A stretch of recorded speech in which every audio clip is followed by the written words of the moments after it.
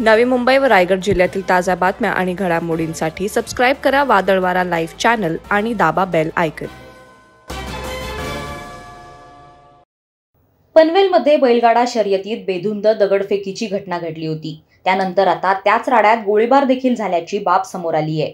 कल्याण आडिवली येथील बैलगाडा मालक राहुल पाटीलच्या एका समर्थकानं पिस्तूलमधून हवेत गोळीबार केल्याचं प्राथमिक वृत्त हाती आलंय।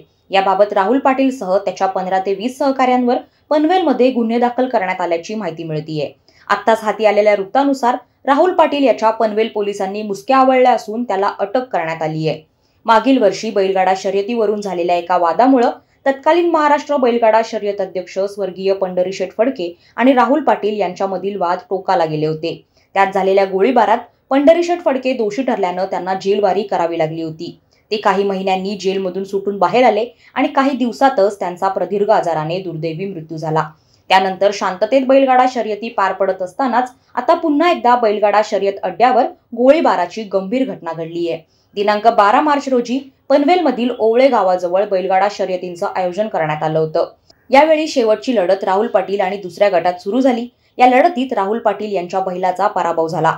जिंकलेल्या गटानं आनंदात गुलालाची उधळण केली, मात्र पराभव पचवू न शकल्यानं राहुल पाटील आणि त्यांच्या साथीदारांनी तेथे जोरदार राडा केला। दोन्ही बाजूनं तुफान दगडफेक करण्यात आली। याचवेळी राहुल पाटील यांच्या एका साथीदारानं पिस्तूलमधून हवेत गोळीबार केल्याची प्रथमदर्शनी माहिती समोर आली आहे। या प्रकरणात पोलिसांनी गुरुवारी राहुल पाटील याच्यासह 15 जणांवर गुन्हा दाखल केला होता। अखेर आज दिनांक 15 मार्च रोजी राहुल पाटील याला पनवेल पोलिसांनी ताब्यात घेतले। वादळवारा लाईव्हसाठी न्यूज ब्युरो, पनवेल। नवी मुंबई व रायगड जिल्ह्यातील ताज्या बातम्या आणि घडामोडींसाठी सबस्क्राईब करा वादळवारा लाईव्ह चॅनल आणि दाबा बेल आयकॉन।